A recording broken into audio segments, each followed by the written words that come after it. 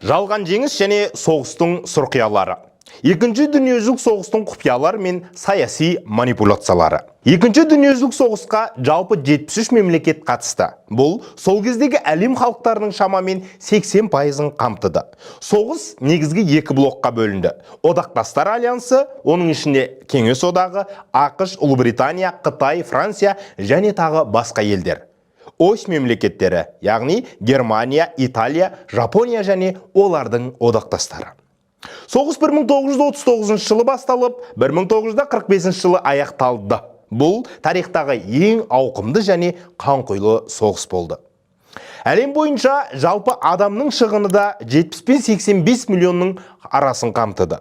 Бұл дүниежүзі халқының шамамен 3 немесе 4% еді. Жеңістің көлеңкесі. Соғыстың бізге айтылмаған беті. Жеңіс. Бұл сөз бізге мектептен бастап үйретілді. Екінші дүниежүзілік соғыс зұлымдық пен жақсылықтың шайқасы. Гитлер жауыз, кеңес солдаты батыр, Америка құтқарушы. Осылай айттық, осылай оқыдық. Бірақ егер сізге айтылмаған, жабық күйде қалған шындықтар бар десеше, бұған сенесіз бе? Ал егер кейбір батырлардың артында саяси қойылымдар, ал құтқарушы деген аттың астында есеп пен эго жатса ше? Бұл шығарылымда біз соғыс алдындағы құпия одақтарды, КСРО мен Гитлердің бір үстелде отырғанын, жеңіс туының қайта түсірілгенін, ақштың нацистік қауымдарды өз еліне алып кеткенін, сонымен қатар Еуропа елдерінің еврейлерді көре тұрып үнсіз қалғанын барлығын ашып сізбен бірге зерттейміз. Өйткені тарих тек архив емес, ол біздің ұжымдық есіміміз. Егер ол бұрмаланса, болашағымыз да соқыр болады. Бүгінгі эпизод жеңістің әні ғана емес. Бұл сол әннің артында қалған үнсіздік қасіреттер туралы. Молотов-Риббентроп пакты. Кеңес пен Гитлер жасырын әріптестер ме? Соғыс кеңестік оқулықтарда 1945 жылы басталды делінеді. Бірақ шындық басқа. Екінші дүниежүзілік соғыс 1939 жылы басталды. Ал сол соғыстың ұшқынын жаққандар кім? 23 тамыз 39 жыл. Мәскеу. Кеңес одағы мен фашистік Германия Молотов-Риббентроп пактіне қол қойды. Ашық мәтінде бейтараптық шарты. Бұл құпия қосымшасында Еуропаны карта сияқты бөліп алу жоспары жазылды. Поляк елі екіге бөлінді. Балтық жағалауы Кеңес одағына өтті. Финляндия ықпал аймағына айналды. Бұл қос диктатордың еуропалық шахмат тақтасындағы жүрісі болатын. Германия Польшаның батысына басып кірді. Кеңес әскері 16 күннен кейін Польшаға шығыстан басып кірді. Бірақ кеңес тарихында бұл жаулап алу емес, бауырлас халықтарға көмектесу деп айтылды. Сіз ойлап көріңізші, фашизммен соғысатын ел соғыс алдында сол фашистпен одақтас болды. Бұл пакттың бар екенін Кеңес одағы 50 жыл бойы мойындамады. Тек 1989 жылы Горбачевтың кезеңінде ғана ашық жарияланды. Бірақ бір сұрақ қалды. Егер бұл құжат дер кезінде әлемге белгілі болса, онда соғыс мүлде басқа сценариймен өтермеді. Гитлер Кеңес одағымен арт жағында қауіп жоқ деп Польшаға шабуыл жасады. Кеңес оны қолдады, ал батыс үнсіз қалды. Жеңіске жеттік дейміз. Сонда бұл жеңіс қиянатпен бірге келген жоқ па? Қатын қырғыны. Кеңес одағы жасырған ең ауыр әскери қылмыс. Соғыс кезінде бәрі дұшпан емес. Кейбіреулер тұтқын, кейбіреулер бейбіт халық. Бірақ тарихта бір сәт бар. Сол сәтте адамдық жоғалады. Қатын орманы. 1940 жыл. Кеңес армиясы Польшаның шығыс бөлігіне басып кірген соң 22 мың поляк офицері, интеллигент зиялылар, дәрігер, адвокаттарды тұтқынға алды. Олар немістермен соғыспаған. Олар тек елін сүйген, оқыған, тоқыған азаматтар еді. 1940 жылы көктемде НКВД-ның бұйрығымен 21857 адам атып өлтірілді. Бірі бастан, бірі желкеден атылды. Күн сайын 300-400 адам. Ешқандай сотсыз, ешқандай айыпсыз, ешқандай кінәсіз. Тек Кеңес одағына сенбейді деген күдік қана бар. Жауапкершіліктен қашқан кеңес билігі бұл қырғынды нацистердің ісі деп жариялады. Тек 1990 жылы ғана Горбачев ресми мойындады. Иә, қатын қырғыны кеңестің қылмысы деді. Бірақ бұл мойындау тым кеш болды. 40 жыл бойы бұл тақырып тыйым салынған еді. Бұл қырғын туралы айтқандар сатқын деп танылды. Бұндағы бір қасірет тарихты бұрмалау. Ал одан да үлкен қасірет шындықты өлтіріп, өлікті жасыру. Бұл оқиға тек поляктар ғана емес, бұл барша халыққа сабақ. Құдіретті мемлекет деген ұғым адам тағдырынан жоғары тұрмау керек еді. Бірақ солай болды. Рейхстагқа ту тігу. Жеңістің символы бұл қойылым ба, әлде шындық па? Қазақтың мақтанышы Рахымжан Қошқарбаев нағыз ту тіккен батыр. Бұл суретті бәрі біледі, барлығы көрді. Қызыл ту, Рейхстаг, жеңіс, кеңес жауынгерлері фашизмнің ордасына жалауын тікті. Бірақ шын мәнінде қалай болды? 1945 жылы 30 сәуірде Берлинде кескілескен шайқастар жүріп жатты. Сталиннің бұйрығы айқын болатын.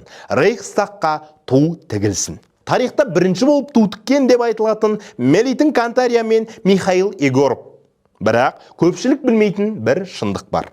Мына фотосурет кейіннен қайта қойылған, қайтадан түсірілген. Алғашқыда ту тігілген сәтті ешкім түсіріп үлгермеді. Сол үшін 2 мамыр күні кеңес фотографы Евгений Халдей қойылым жасап, жауынгерлерге қайтадан ту тіктірді. Тіпті фотодағы жауынгердің қолынан кейін сағатты да өшірді. Өйткені 2 сағат тағып тұрған бұл тонаушы әсерін қалдыратын. Бір сұрақ туады. Бұл фотосурет шындық ба, әлде спектакль ме? Иә, Рейхстаг алдында кеңес жауынгері ту тікті. Бірақ ол сәт емес, символ болып кетті. Мүмкін бізге жеңіс емес, жеңістің қалай көрінетіні маңызды болған шығар. Фотосуреттің тарихы дәлме-дәл көрсете бермейді. Кейде ол үгіттің құралы, кейде миф, кейде шындықтың жанында тұрған сахналық жай ғана көрініс. Ал шын мәнінде туды тіккен Рахымжан Қошқарбаев еді. Операция Скрепка. Ақш фашистік қылымдарды қалай құтқарды? Жеңімпаздар адамзатты құтқарды ма, әлде өз мүддесін қорғады ма? Соғыс аяқталды. Фашизм жойылды. Енді жауап беру керек. Бірақ кейбір қылмыскерлер жазаланған жоқ. Керісінше, қошеметпен қабылданды. Бұл операция Скрепка деп аталды. Operation Paperclip. Америка құрама штаттары 2-ші дүниежүзілік соғыстан кейін 1600-ден астам фашистік қауымды құпия түрде өз еліне алып кетті. Олардың ішінде кім болды? Вернер фон Браун, Гитлердің зымыран бағдарламасының авторы. ақш-та НАСА-ның негізін қалады. Айға алғаш боп зымыран ұшырған инженер болды. Хубертус Штрукхолд нацистік медициналық эксперименттерге қатысқан. ақш-та аэроғарыштық медицина саласының негізін қалады. Бұл адамдар адамзатқа қарсы қылмыс жасады, бірақ ақш оларды айыптамады, сатып алды. Неліктен? Өйткені оларды ксро алып кетіп қоюы мүмкін еді. Соғыс бітті, енді жаңа суық соғыс басталды. ақш үкіметі оларды қауіпсіздік мақсатында алып кетті дейді, бірақ бұл адамгершілік пен жаңа саясаттың соқтығысы еді. Жеңіске жеткендер міндетті түрде таза ма? Әлде жеңіс деген өзіңе тиімділерді құтқарып, өзгелерді құрбан ету ме? Тарих бізге шындықты ұсынбайды, оны тек қазып алуға тура келеді. Хиросима мен Нагасаки жеңіс пе, жоқ әлде жауыздық ба? Соғыста аяқтаған бомба ма, әлде күш көрсеткен театр ма? Бұл бір ғана жарылыс емес еді. Бұл адамзат тарихындағы ең ауыр таңдау. Хиросима мен Нагасакиге тасталған атом бомбалары миллиондаған адамдардың санасына шегеленіп қалды. Өшпес із қалдырды. Бірақ бұл соғысты тоқтату үшін болды ма? Әлде әлемге күш көрсету үшін бе? 45 жыл 6 және 9 тамыз Хиросима 140 мың адам, Нагасаки 70 мың адам. Жарылыстан кейін бірден қаза тапқандар. Тағы 10 мыңдаған адам жылдар бойы ядролық қарудың сәулелерінен қайтыс болды. ақш не үшін бұл қадамға барды? Ресми себебі Жапонияны тезірек берілуге мәжбүрлеу. Ал бейресми кеңес одағын қорқытып, өз үстемдігін көрсету. Өйткені Жапония бомба тасталғанға дейін-ақ бейбіт келіссөз жүргізіп жатқан болатын. Кейбір тарихи құжаттарда қару сынау үшін нағыз қала, тірі адамдар керек болды дейді. Міне, осы жерде сұрақ туады. Жеңіс үшін неге бейбіт халықты құрбан етуге болады? Бұл шын мәнінде қажеттілік пе? Әлде жай ғана бір демонстрация ма? Фактысы сол, бұл тарихтағы жалғыз әскери атом шабуылы. Әлі күнге дейін ақш жапондардан кешірім сұраған жоқ. Бұл шабуылдан кейін әлемде ядролық қарудың жарысы басталды. Бір ғана жарылыс, бірақ оның саяси жаңғырығы 100 жылға созылды. Біз мұны жеңіс деп атап келеміз, ал жапондар үшін бұл қасіретті таң атқан күн. Бұл жердегі шындық бір жақты емес, бірақ бір нәрсе ғана анық. Ол адамзат бұл жарылыстан кейін ешқашан бұрынғыдай болмады. ГУЛАГ, Алжир, концлагерлер, қайсысы зұлым? Жауыздық кімнің туы? Ұмтылған миллиондардың шындығы. Соғыс тек бомбамен емес, тор мен темірмен де жүргізілді. Бір жағы нацистік концлагерлер болса, екінші жағынан Кеңес одағының ГУЛАГ жүйесі. Екеуі де миллиондаған адамды жұтты, жалмады. Екеуінде де үмітті өлтірді. Концлагерлер Германия, Польша, Австрия, Франция жерінде Освенцим, Бухенвальд, Дахау адамзат тарихындағы ең қорқынышты атаулар. Миллионнан астам еврей, сыған, славян халықтары, газ камералары, өрт пештері, тірі адамға тәжірибе жасаулар. ГУЛАГ Кеңес одағының ішкі тұтқындарының лагері. Саяси қарсыластар, жазушылар, дін өкілдері, халық жаулары. Оның ішінде атақты адамдар да болды. Солженицин, Шаламов, Бродский бәр сонда болған. Біреуі фашизм атынан, екіншісі коммунизмнің атынан адамзатты азаптады. Бірақ біз бірін зұлымдықтың символы деп, ал екіншісін жеңімпаздың ішкі ісі деп ақтап алдық. Сұрақ: неліктен концлагерлер үшін халықаралық сот құрылды, ал ГУЛАГ үшін ешкім жауап бермеді? Мәселе жеңімпаздықта. Жеңімпаз ешқашан айыпталмайды. Жеңімпаз барлығын алады. Жеңілгендер қашан да қылмыскер атанады. Бірақ шындықты санмен өшіре алмайсың. ГУЛАГ жүйесінде 20 миллионнан астам адам азап шекті. Ішінде қаншама қазақтар зиялы қауым болды. Концлагерлерде 11 миллионға жуық адам қаза тапты. Бұл екеуі адамзаттың ең қараңғы терезелері. Ешқайсысы жақсырақ емес. Екеуі де адамзаттың жүрегіндегі тыртық.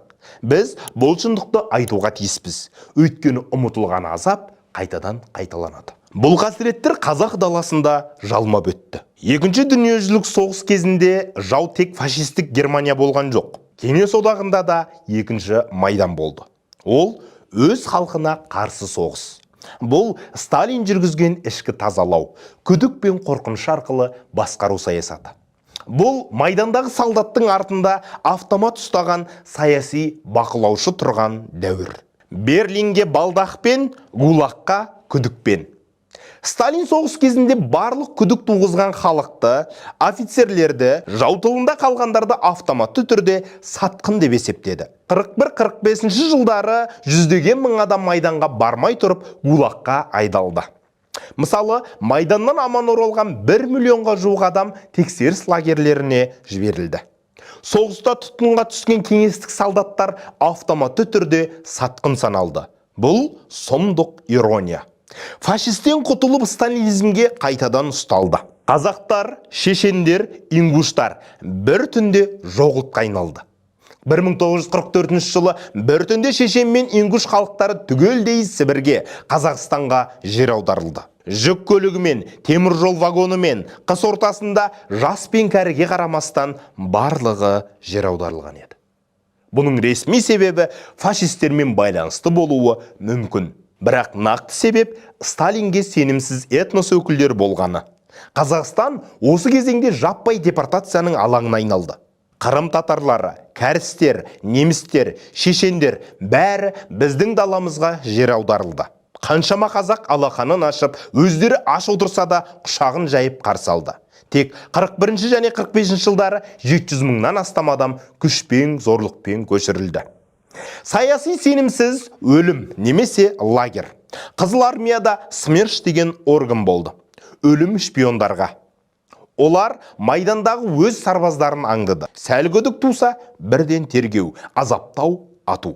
Шегінуге болмайды деген бұйрықпен 300 мыңнан астам жауынгер өз офицерлерінің оғынан қаза тапты. Бұл нағыз тоталитарлық парадокс. Жауға оқ, өзіңе күдік. Репрессия ұлттың жадын жою саясаты. Сталин майданнан тыста ұлттық элитаны, зиялы қауымды жойды.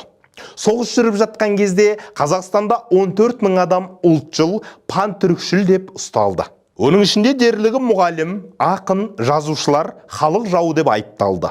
Жергілікті басқарушы кадрлер Мәскеуге бағынышты, үндемейтін адамдармен алмастырылды. Тоталитарлық жүйенің басты мақсаты сыртқы жауды жеңу емес, ойлаушы адамдарды жеңу болатын. Майдан алдыңғы шепте жүрді, бірақ ең қатыгез майдан өз халқымен жүргізілген ішкі соғыс болатын. Кеңестік жеңістің құны миллиондаған кінәсіз адамның көз жасынан құралды. Соғыс ақпараттық театр. Кім ақиқатты айтса, сол жеңді. Жеңісті кім суреттейді?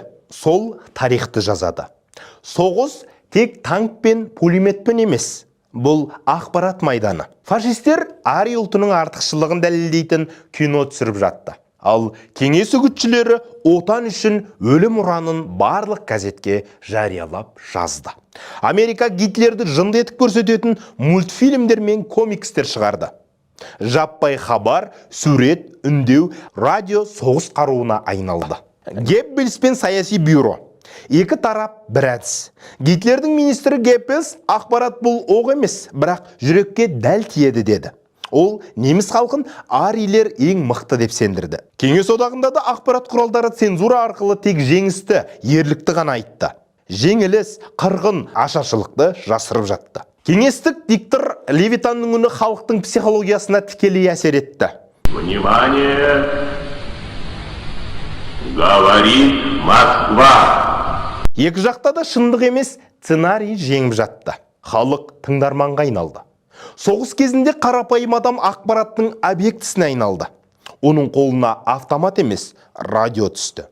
Ол өз үкіметінің айтқанына сенуге мәжбүр болды. Ал жалған ақпаратқа сенген адам шынайы батыр болып өлуі де мүмкін еді. Соғыс тек кім жауды атып өлтірді деген сұрақ емес. Соғыс кімнің миына не құйылды деген күрес еді. Ақпарат жаңа бомба. Америка Жапонияға ядролық бомба тастады. Кеңес одағы Рейхстагқа ту тікті. Бірақ соғыстан кейінгі ең қуатты бомба ақпараттық бақылау болды. Кім ақпаратты еленсе, сол халықтың санасын еленді. Сондықтан бүгінгі сұрақ, біз оқыған тарих кімнің сценарийі? Біз сенген дерек кімнің режиссурасы? Ал мұндай соғыс әлі біткен жоқ. Ол форманы ғана ауыстырды. Танктың орнын TikTok, пулеметтің орнын посттар алды. Бірақ сол баяғы мақсат сананы жеңу, ақиқатты өз қалауынша бояу. Жаңа әлемнің тәртібі, жеңістен кейінгі құпия келісімдер мен блоктар. 45 жыл жеңіс. Соғыс бітті, бірақ әлемдік ойын енді басталды. Жер бөлісу, ықпал бөлу, болашақтың идеологиясын таңу барлығы құпия келіссөздермен шешіліп жатты. Ең маңызды сәттер қайда болды? Ялта конференциясы ақпан айында, Потсдам келісімі шілдеде, Тегеран, Касабланка, Каир кездесулері онда не шешілді? Германия қалай бөлінеді? Жапонияға қарсы соғысты кім бастайды? Шекаралар қайда тоқтайды? КСРО мен Батыс Еуропа арасындағы ықпал аймақтары қалай бөлінеді? Әлемді бөлген 3 адам болды. Олар Сталин Шығыс Еуропаны азат етемін деп кіріп контроль орнатты. Черчилль темір шымылдық терминін енгізді. Рузвельт ақштың жаңа әлемдік үстемдігін бастады. Нәтижесінде Германия 4 бөлікке бөлінді. Польша, Венгрия, Румыния КСРО ықпалында қалды. Қытай, Корея, Вьетнам жаңа геосаяси ойын алаңына айналды. Картада сызған адамдар миллиондаған адамның тағдырында шешіп жатты. Құпия келісімдер мен сатқын одақтар. КСРО мен батыс елдері бірге соғысты, бірақ бір-біріне сенбеді. Польша үкіметі батыста заңды, шығыста қуыршақ болып екіге бөлінді. Чехиядағы демократия. КСРОның ақырын басып кіру жоспары болды. Түркия мен Иранда батыс пен КСРО мүдде соғысын бастады. Жеңістен кейін бейбітшілік емес, бақылау үшін күрес басталды. Жаңа соғыстың көрінбейтін шебі суық соғыс. 47 жылдан бастап ресми соғыс жоқ, бірақ қырғи қабақ соғыс басталды. НАТО мен Варшава келісімі құрылды. Батыс Еуропа демократия, Шығыс Еуропа социализм деді. Екі жақ бір-біріне тыңшылар жіберді, үгіт материалдар шығарды. Қарсы тараптың елдерінде төңкеріс ұйымдастырды. Экономикалық санкциялар салды. Ядролық қару дайын тұрды. Бірақ триггерге ешкім бармады. Бұл тарихтағы ең ұзақ көрінбейтін соғыс еді. Германия жеңілді. Берлин қабырғасы көтерілді. КСРО Берлиннің шығысын алды. Ал ақш, Франция, Англия батысын басқарды. Бір ұлт, бір халық, бір түнде екіге бөлінді. ақш пен КСРО бір-біріне қарсы империяларға айналды. Батыс пен шығыс арасында темір перде пайда болды. Ал осының бәрі не үшін жасалды? Жауап бір ауыз сөз ғана. Ол билік. Соғыс адамзатты біріктіруі тиіс еді, бірақ ол әлемді одан әрі бөліп жіберді. Бір жағынан біріккен ұлттар ұйымы құрылды. Жаңа үміт, жаңа жүйе, бітім мен құқықтың идеясы. Бірақ оның артында да вето құқығы бар 5 ел бар еді. ақш, КСРО, Ұлыбритания, Франция, Қытай. Қай ел көбірек қан төгіске жол берді? Сол ереже орнатты. Бұл соғыстан кейінгі әлемде дәлдік емес, күш сөйледі.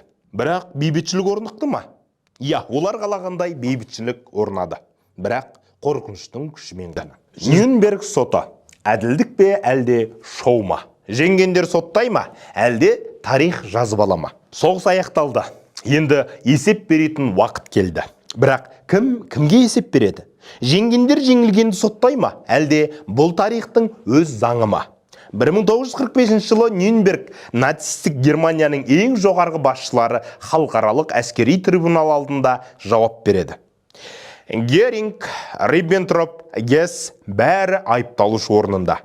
Айып соғыс ашу, геноцид, адамзатқа қарсы қылмыс. Бұл тарихтағы тұңғыш халықаралық сот. Мақсат зұлымдықты жазалау емес, әлемге жаңа өз ережесін орнату. Бірақ әділдік кім үшін? Тек жеңілгендер сотталды. Кеңес одағының соғыс кезіндегі зұлымдығы айтылған жоқ. Қатын орманындағы поляк офицерлері, гулагта азапталған миллиондар, басып алынған елдердегі репрессиялар. Неге кеңес прокуроры өзі қылмыскер мемлекеттің өкілі бола тұра басқаларды соттап отыр? Бұл сұрақ Нюрнбергтің залында емес, тарихшылардың жүрегінде қалды. Бір маңызды жаңалық, Нюрнберг сотынан кейін геноцид, адамзатқа қарсы қылмыс, соғыс қылмысы деген ұғымдар заңдық мәртебе алды. Ал бұл болашақ Гага соттарының халықаралық заңның негізі болды. Бірақ Нюрнберг әділеттің ғана емес, саясаттың да аренасы еді. ақш пен КСРО бір-біріне көз тіккен заманда сот шындық емес, символ болды. Тағы бір факт, бір айыпталушы асылып өлтірілген жоқ, уышып өлді. Бұл Герман Геринг. Ол мені кім болса сол соттамайды деп кетті. Міне, Нюрнбергтің бізге қалдырған сабағы осы. Тарихты жеңгендер жазады, бірақ ақиқат үнсіз қалғандардың жүрегінде мәңгілікке сақталады. Жүздеген қала күлге айналды, миллиондар қырылды. Бірақ бұл соғыстан кім ұтты? Соғыс біткен соң жыл сайын парадтар өтті. Жеңіс туралы фильмдер түсірілді, қаһармандар әбден дәріптелді. Бірақ бұл кімнің жеңісі еді? Германия күйреді, бірақ кім көтерілді? ақш жаңа супер империяға айналды. 400 мың сарбазын жоғалтты, бірақ олардың өз жерінде соғыс болмады. Экономикасы күшейді, доллар әлем валютасына айналды. Біріккен ұлттар ұйымы, НАТО, Маршалл жоспары арқылы әлемге үстемдік орнатты. Голливуд пен ғылым жаңа идеологиялық қару болды. Кеңес одағы қанмен келген абырой. 27 миллионнан астам адамын жоғалтты. Берлинге дейін жетті. Бірақ соғыс оның демографиясын, экономикасын әлсіретті. Еуропаның жартысын бақылауын алды. Бірақ тоталитарлық режим мен қуғын сүргін жалғасты. Біріккен ұлттар ұйымы да вето иесі, бірақ халық бостандығын сезінген жоқ. Еуропа ұтылған жеңімпаздар. Ұлыбритания мен Франция жеңіс жариялады, бірақ олар енді әлемдік көшбасшы емес. Колониялары тәуелсіздік ала бастады. Германия мен Жапония күйрегенімен кейін экономикалық ғажайып жасап қайта көтерілді. Азия мен Африка жаңа әлемде оянды. Соғыс оты колониялық жүйені шайқалтты. Үндістан, Индонезия, Алжир тәуелсіздікке ұмтылды. Батыс пен шығыстың ықпал аймағына айналды. Екінші дүниежүзілік соғыстың шындығы бұл тек майдан мен қарудың жеңісі емес, ақпараттың, идеологияның, геосаясаттың жеңісі болды. Тарих кітаптарында тек кейбір фактілер қалды, ал көп нәрсе әлі де құпия күйінде. Хаттар жойылды, архивтер жабылды. Шындық мемлекеттік құпия деп аталды. Бірақ бір сұрақ ашық күйде қалды. Адамзат бұдан не ұтты? Жеңіс пе? Жоқ әлде жаңа тәуелділік пе?